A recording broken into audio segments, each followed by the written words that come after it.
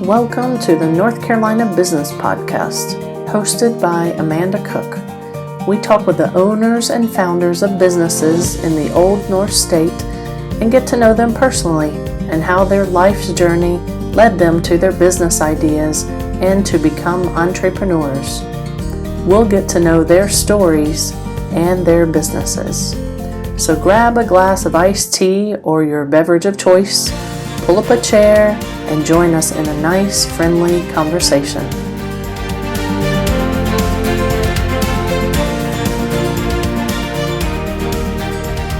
I'm Amanda Cook with the North Carolina Business Podcast, and I want to welcome John Pugh with the House of Swank.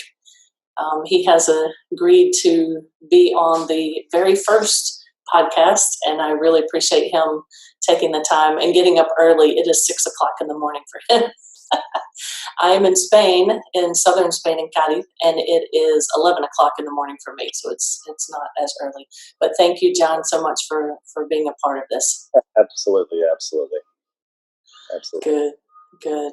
I wanted to start this podcast because I wanted to add a little grain of value to North Carolina businesses, especially those that have started from, at the very beginnings with not much help and have started as entrepreneurs and have grown and have thrived. So I wanted to let you introduce. There's Jessica. This is John's wife, Jessica. Hey, Jessica.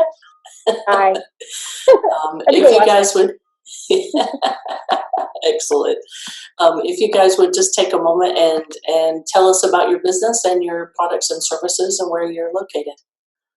So we own House of Swank Clothing here in beautiful downtown Raleigh, North Carolina. We do kind of state pride, local pride, T-shirts and hoodies and kids stuff and that sort of thing. We started 9 years ago, and I was playing gigs around town with a guitar, many instruments. Decided that I needed some merch. I have shirts in our little kitchen of our tiny little apartment we had at the time. Sold them, made 5 more, sold them, made 10 more, sold them, and it kind of grew from there. So we have a brick and mortar retail shop, and we have a online presence. We do wholesale, we do custom work, and we do a ton of events at festivals and that sort of thing. So that pop-up booths and that sort of thing. Excellent. And I wanted to show you, I have... Oh, wow, yeah. One of our T-shirts, yeah. The early one. Yeah. Yeah, exactly. And you guys are adventurous. Tell me about your adventures that you have done. Yes. The two big adventures. Well, in 2000, John hiked the Appalachian Trail, north to south, which is some say the opposite way of a lot of people go like north. But he had seen most of North Carolina and was, wanting to see a little bit more of the parts of the trail that he had not hiked. So that was a big adventure, and I met him in 2002, right after he'd kind of come off hiking, and we were in a graduate program together. And during that, we would lead student trips and take people on adventures and help them learn how to kayak on whitewater, learn how to winter camp, do all kinds of things like that. We were on a trip down to the Okefenokee Swamp, and we had 3 days on that water, and it was so nice. We had such a nice time. We were talking about how we could paddle a lot longer. And so in 2005, we paddled the Mississippi River from Lake Itasca to open water on the Atchafalaya. And it was 2,400 miles and 73 days in a canoe together. Wow. Wow, that's amazing. That's really awesome. Oh my gosh, adventurous. So how, the idea of having shirts, if you don't mind, maybe give a couple of examples of your most popular shirts, the sayings on the shirts or pictures. Mm-hmm. So we do kind of a split up of like Southern sayings like "bless your heart." Oh gosh, let's make some poor decisions. Yeah. So one of the early ones he had was he made a mason jar with the North Carolina, and it had little bubbles on it to help to signify that it was moonshine. And the mason jar moonshine shirt was one that, because he had roots in North Carolina, and his grandfather was a moonshiner. I don't know if I'm allowed to say that. So your mother would let me say that, but he was. And so that was how things kind of were, I guess, when you were first. But so anyway, so he started with that shirt. One of the most popular is the tomato-vinegar, which splits North Carolina in half and says that all of the tomato-based vinegars and tomato-based barbecue sauces are in the west, and vinegar barbecue sauces in the east. And it's kind of I love that one. And so it's North Carolina barbecue has a lot of history in North Carolina, and so we've done things like the state seal and the scroll that is part of the flag, the state flag, and but then also we had a whole series that was Rep Your City, and had a little tongue-in-cheek look at North Carolina towns and cities. So we have 100 counties, and we have more cities than you can imagine. You could live in North Carolina your whole life and maybe learn about a new city every once in a while. You're just like, I've never heard of that place before. And so there's a lot of little places that people are from. One of which I would like to say is the town of Climax, North Carolina. That is where people come together, and both you and John are from Climax, are you not? Yes. Well, actually, I'm officially from the town of Pleasant Garden, North Carolina. On the other side of the tracks. Exactly. John and I grew up together. I mean, we've known each other forever. I remember our parents were in the choir together, and we and some other friends would be in a Sunday school room wrestling. That was what we did while they were in choir practice. We were preschool together too, right? What's that? We were in preschool together too. Oh yeah, forever.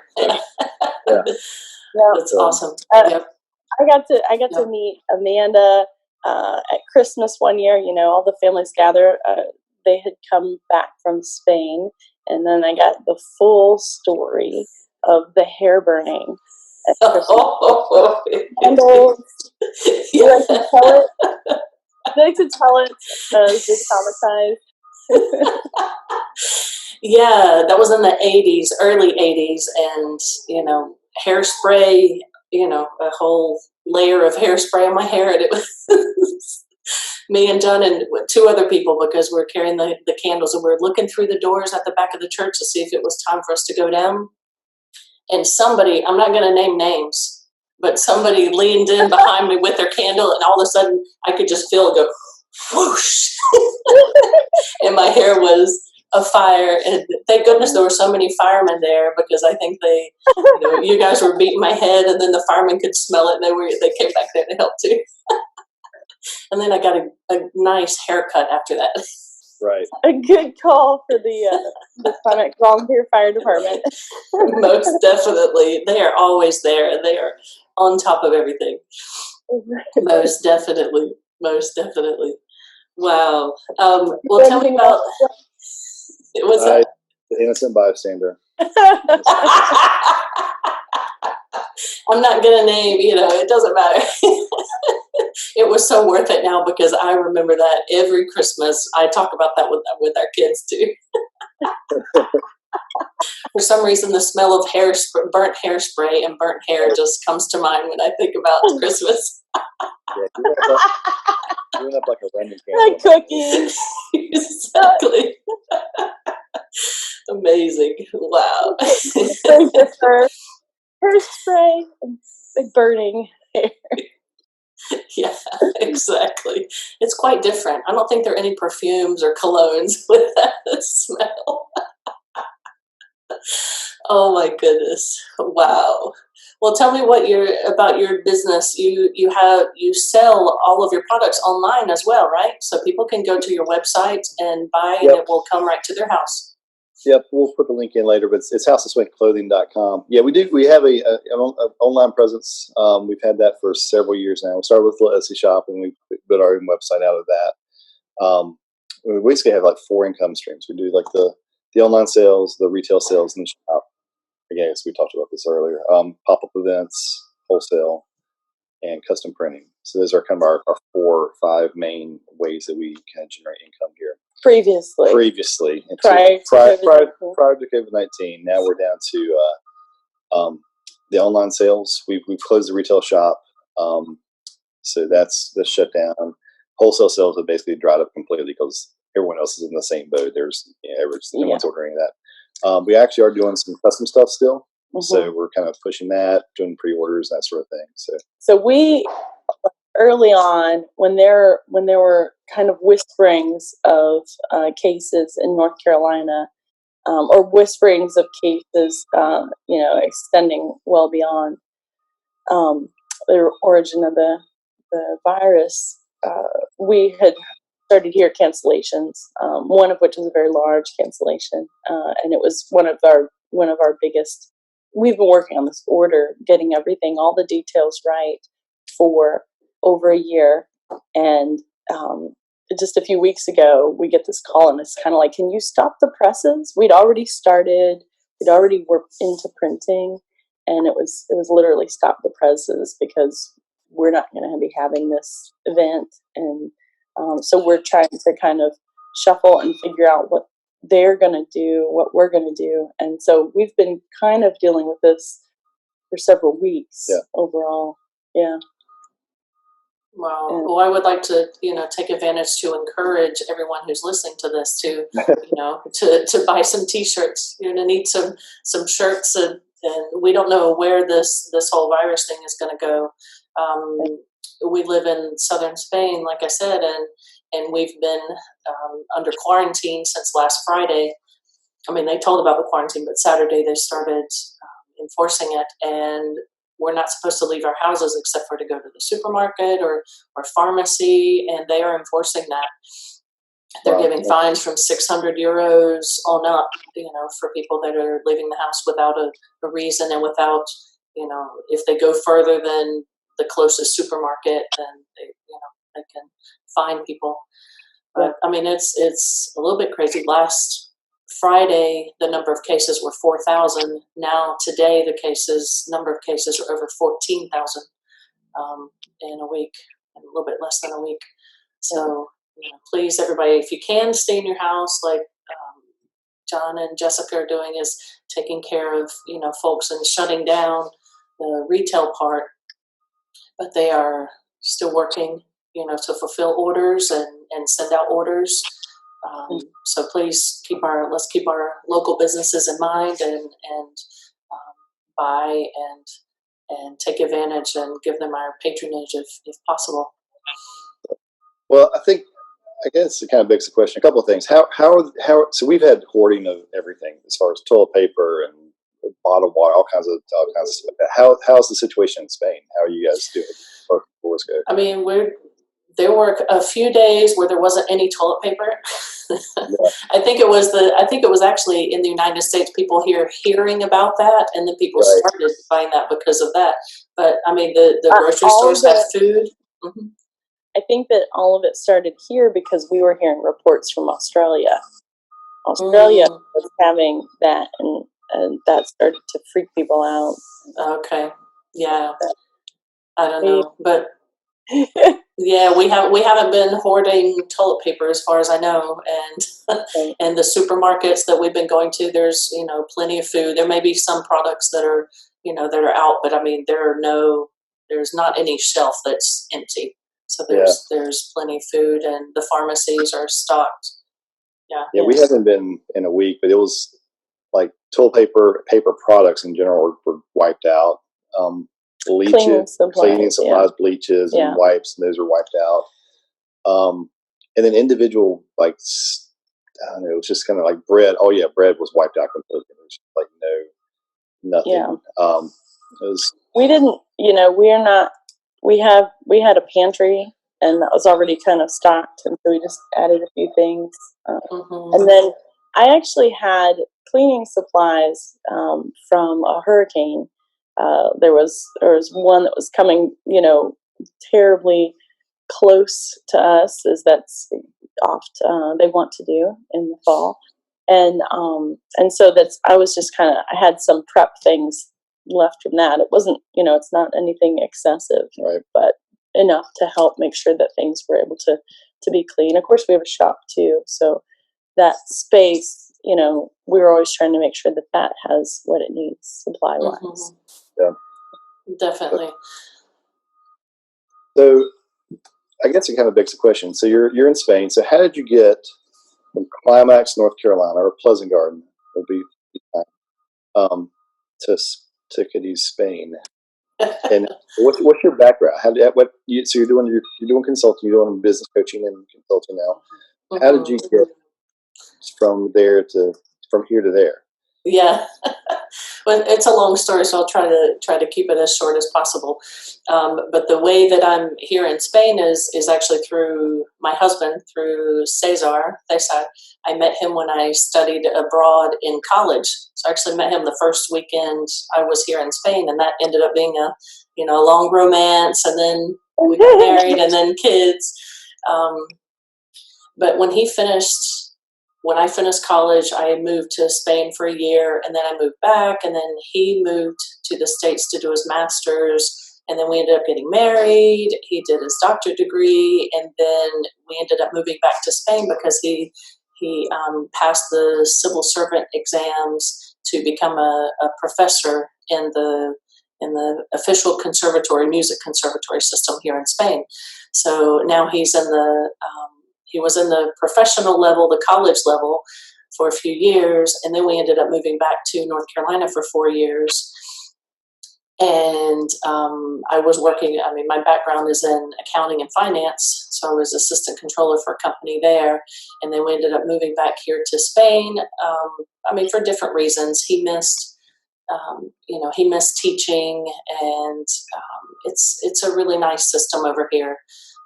And it's a nice, the culture is wonderful. The way of life is really nice. And we're thinking about our 3 children as well. And we wanted to give them a chance to, live in North Carolina and live in Spain. And then later on, whenever they're old enough, they can decide where they want to live. Or even our oldest is wanting to live in Japan. So it's like, who knows what's going to happen, So I decided that I wanted to, instead of working for a company here in Spain, because the hours are usually in the morning and in the evening.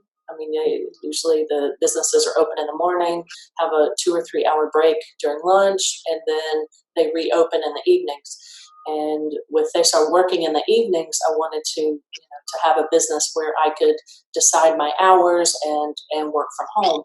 So I decided to open up to be a business consultant and to be a life coach. So I'm starting. It's going well, and I really enjoy it.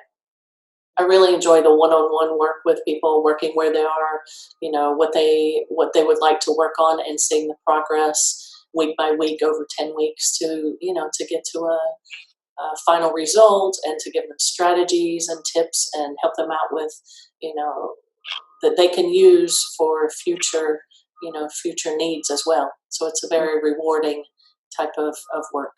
I really enjoy it. Cool. Are you finding that how are you adapting to the virus? Are folks now, you've got this, instead of just like, I'm trying to get my stuff together, I'm trying to like come up with some business strategies. Now you have like a real global emergency to deal with. Are you having clients that are having to work with that now? And how are you guys adapting with that? Most definitely. Everybody's having to adapt. So all of the businesses are closed. Everybody is literally in their houses now, except for people who work in the primary needs businesses, like for food or medicine or in the hospitals. So pretty much everybody else is having to stay at home. So, people who have jobs outside, they work for someone else. Right now it's kind of up in the air because the doors are closed. The government told us yesterday that they have an emergency relief in progress that will help out for people who are, employees of businesses. So that will help with, I think, at some point with utilities, for entrepreneurs and for small business owners and for business owners. They are already saying that they are going to help out and not ask for the monthly quota, that we have to pay 270, 280 euros a month for entrepreneurs. So they're going to suspend that so people won't have to pay that, which is nice. But otherwise right now we'll just, my clients that I work with, they're looking for other ways to give their services online. But it's not easy. We're still kind of in a time of how long is this going to last and what is it really going to mean for people who have brick and mortar businesses that don't have an online presence. That's where they're going now. They're trying to set up an online presence. Yeah. Right. Yeah, we're even adapting the online thing to doing like Facebook Live events, like live shopping or virtual shopping and that kind of stuff, virtual workshops, and we're just kind of discussing strategies for different ways to handle not just like, hey, here's our website, but just like, here's how can we do some value added kind of things. That's correct. Because no one really knows how long this is going to last, so we're just like rolling with the stuff and all that kind of thing. So it's definitely been some stuff that were like way on the back burner are now on the front burner of like, okay, well, I guess we're going to figure out the Facebook Live thing and how we do like live apps we need for that. Right. How to make Exactly. Yeah. And I'm working with. Go ahead. I would say that, there's, teachers are having to figure out how they're going to teach online. A very good friend of mine is a teacher, and he has taught online for years. He's won awards for online teaching, and people just, I think that he's on a task force for his university, but some of the people that we spoke with the teacher yesterday, and she's like, we're supposed to be working, but we're not sure what to do until the system's up. And, from us, getting the system up is important, but getting your prep together, it's just different. You have to think about it differently. And that's what all of the teachers are going to have a rude awakening when they find that learning is a lot more difficult when you're doing it remotely if you're not used to it. So I think that there are definitely, people that are in, as things change, I think there are definitely opportunities and changes, and people that know how to do things online are going to, be able to bring those resources. Right. It's not simple. It's not just like, here's your stuff. They have the little, they have a commercial, like, snap, and here's your website. And you're like, it doesn't work that way. Right. We have, John was saying that we've had our website for several years, and and it's always a challenge to kind of make sure that it's updated, make sure that it's right. There's a lot of pieces that go into it, and it's, so if you're looking to start that, if you're looking to shift online, start yesterday to do that. Yeah. There's a lot of work to be done. And that's what, even so, we've had some consignment in the shop, and we're trying to translate some of those things that are unique, very special, one-of-a-kind items for each item. And a lot of people have done that, but we're trying to help our consigners sell with us. Yeah. And then musicians. That's another whole scenario. What we're trying to help them get their merch out there, because they might not have other income. They certainly can't play anywhere. Right. To a crowd. Yeah. Most definitely. Yeah, downtown Raleigh is really tight knit. So we were asked a couple of days ago with some friends of ours that own a venue about how to basically like becoming a one-stop shop thing for like a lot of the musicians, and basically like putting their merch on our website. There's one place to find everything. People trying to find different places for like each individual band. So we're going to be getting the logistics of that figured out here in the next couple of days, and basically acting as like a repository for stuff. Nice. Bringing merch for the bands, and either make it ourselves or figured out some sort of way to get them the information to mail out. But even if we have our system set up, Right. it's going to be a little bumpy. And that's what the call was like. Can we do this? And I'm like, we can. However, like logistically, it's a lot. So, and that's a lot of where John does primary design, and he's our face of the company. But some of the back end logistics are my area. Right. And so I'm just like ka-chunk working on that and other projects. Yeah, and it's not just websites. It's more. It's as much, if not more, just the social media aspects, all that kind of. I mean, you can build a website. Well, that's very But interesting. you have to like push Yeah. the traffic. Yeah. Mm-hmm. You also do some social media consulting, don't you?